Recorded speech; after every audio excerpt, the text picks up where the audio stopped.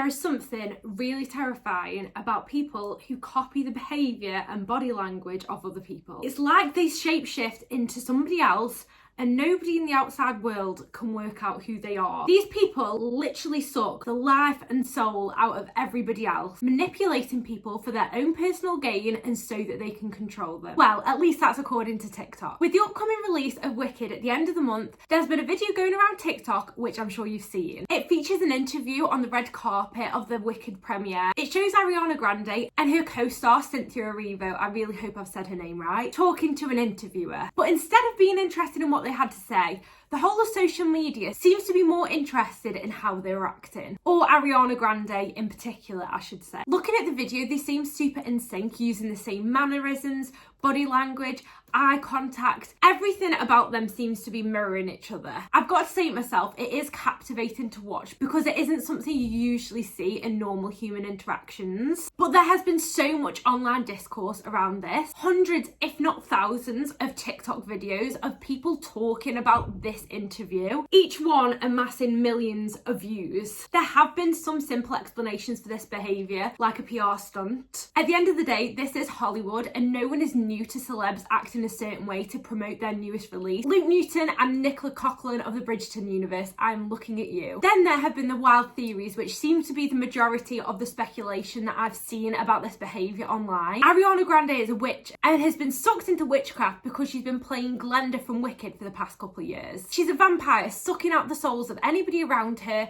to steal their energy. Vampire.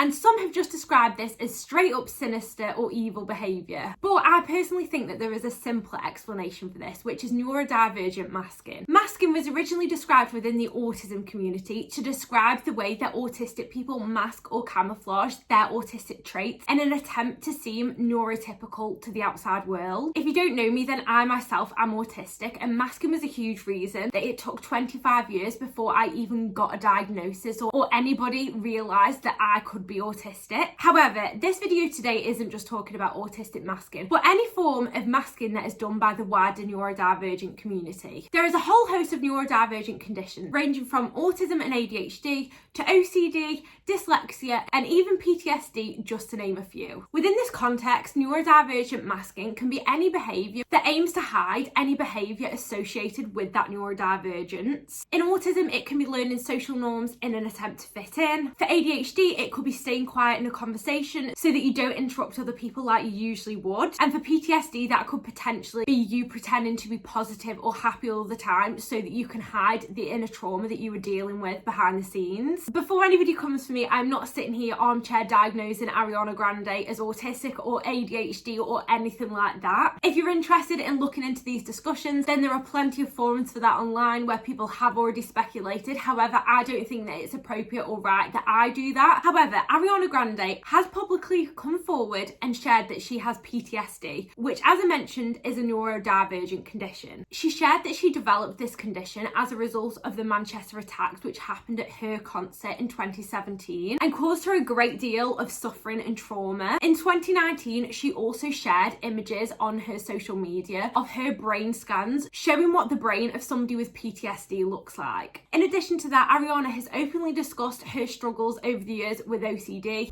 I had really bad OCD, like obsessive counting or like certain ritual. Had to be in the shower for a certain amount of times, singing through Defying Gravity 3 times in the shower.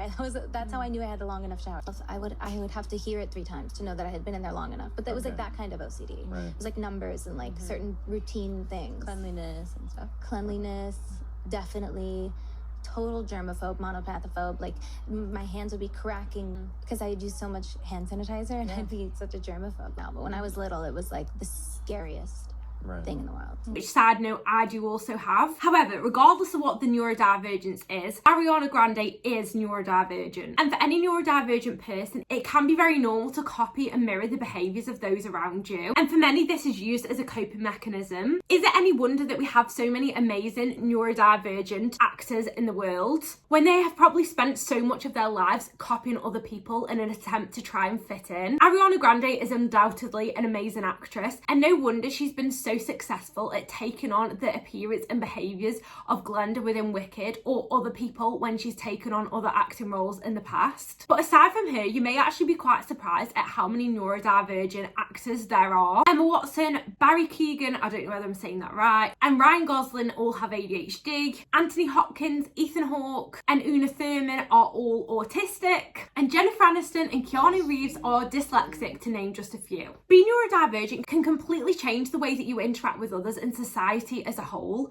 You see the world in a completely different lens than the neurotypical people that you are surrounded with see it. I can't speak for Ariana Grande personally, but for me, being neurodivergent has led to so many rejections, which has made me very sensitive to the criticisms and the behaviours of those around me. This in and of itself is a condition called rejection sensitive dysphoria, and is very common within the neurodivergent population because of the criticisms and judgments that we face because of our neurodivergencies. RSD for short causes those that struggle with it to suffer with severe emotional responses when they perceive any kind of rejection or failure, making us even more sensitive to the social cues of those around us than we already are. Due to this, over the years, especially when I was younger, I found that I created masking behaviour as a result of the rejection that I constantly felt as an autistic child and teenager. I moulded the way that I acted into a way that I thought society would like me more, whether it was copying the likes and appearance of those around me, their facial expressions, their body language, and basically just became a version of them because I didn't know which ways was socially acceptable to act. So is it really that much of a stretch to assume that Ariana Grande too is behaving that way because of neurodivergent masking? I don't think so. Let me know your thoughts in the comments. So from the title of the video, you may be asking, what then is the sinister side of neurodivergent masking? Well, it is clear to me that the sinister side of masking is the way that neurotypical people perceive it. Despite what people claim about us living in a more inclusive and neurodivergent friendly society, the minute somebody acts different to the way that society expects them to, they are labelled as manipulative, evil and a vampire.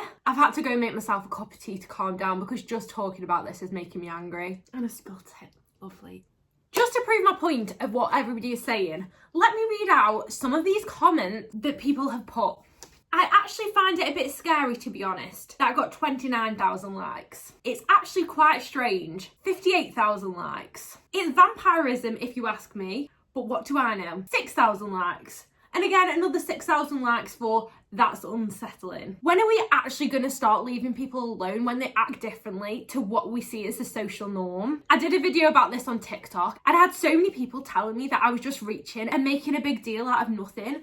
But to me, this is a big deal because it's just a representation of how wider society views neurodivergent people and their neurodivergent behaviours. At best, it's insensitive and out of touch, but at worst, it's a pure ableist narrative on anybody who acts differently. Just quickly, if you have watched this far into the video, then please consider subscribing. It'll really help to support my channel so that I can create more deep dives on everything neurodivergence. It's almost impossible to separate the actions, like copying other people and moulding into them, from neurodivergence. So when other people criticise this and laugh at it, it genuinely feels like an attack on me and the wider neurodivergent population who also mask and act this way. And whether you like Ariana Grande herself or not, the criticism and mocking of masking is dangerous to the wider neurodivergent population. To me, it just seems that society is good at being token inclusive.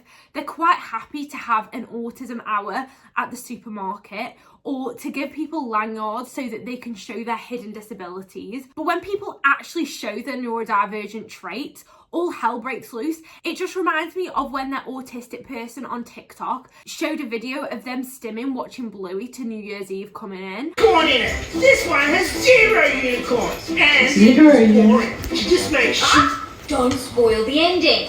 Why not? And they got absolutely rinsed and bullied in the comments because they dared to show their autism in a video. For many, masking is done in an attempt to hide neurodivergent traits from the neurotypical population. But the problem is that at the end of the day, we aren't neurotypical. So there's always going to be some aspects of the behaviour that we're trying to copy that we get wrong. Masking in and of itself is harmful, causing mental health struggles and increased rates of unaliving. A big reason for this is because you lose your sense of identity in an attempt to make other people comfortable with who you are, and in the process you don't know who you are anymore. But why do we do this when even when we do mask, we clearly do not get it right, and the neurotypical people just judge us for it anyway? I'm going to drink some more of my tea because I can feel myself getting a bit too heated here. And is it any wonder that when we do mask in order to fit into the neurotypical population, we are still mocked? No wonder we cannot be ourselves. You judge us for not being ourselves, but then when we are ourselves, you judge us anyway. Side note, if you are autistic like the majority of my usual viewers are, I have created an unmasking workbook based on my own experiences unmasking my autism, which should help you on your journey of unmasking to become a more authentic version of yourself. There are 35 pages to this and over 20 different activities to help you along the way of unmasking. There's a whole chapter dedicated to talking about limiting and empowering beliefs. I'm just going to highlight a quote that is really relevant to this video subject. Do you really want to be around people who are going to judge you for being your authentic self anyway? If you'd like to order yours, then the link's at the top of the description below. It's £15, and again, I really hope it helps. Back to the video. With how the online discourse around other people's behaviour continues to go, it's clear to me that society has learnt nothing over the past few years. No matter what happens or how many people pass away as a result of online hate that they receive just for being themselves, people continue to mock and bully other people for acting differently to them. Look at Payne as a prime example. It's been less than a month since he passed away, yet people have already found their next social media victim. I'm sure you're well aware of this, but in the last few weeks and months of Liam's life, Liam was trolled relentlessly online because of the way that he was acting. He showed erratic, impulsive, and at times unusual behaviours. Even a few days before he died, there were videos circulating online of him singing to his fans at a Niall Horan concert, and all people could talk about was the fact that he was cringy. A few days later, he passed away at what I would call probably the peak of the online trolling that he'd received. But I bet a lot of people didn't realise that he too was neurodivergent, being diagnosed last year with ADHD. ADHD can impact the way that you communicate and act, and can also be very comorbid with things like addiction, which, as we know, Liam Payne struggled with, especially towards the end of his life. And based on everything that we've heard since his passing, it does seem that this misuse of substances contributed, if not caused, his death. And it's clear from the way that he's behaved over the last year or so that he's been really struggling with his mental health and self-esteem. And no wonder when he has been treated the way that he has online. Yet he was relentlessly bullied no matter what he did. And only now, since his passing,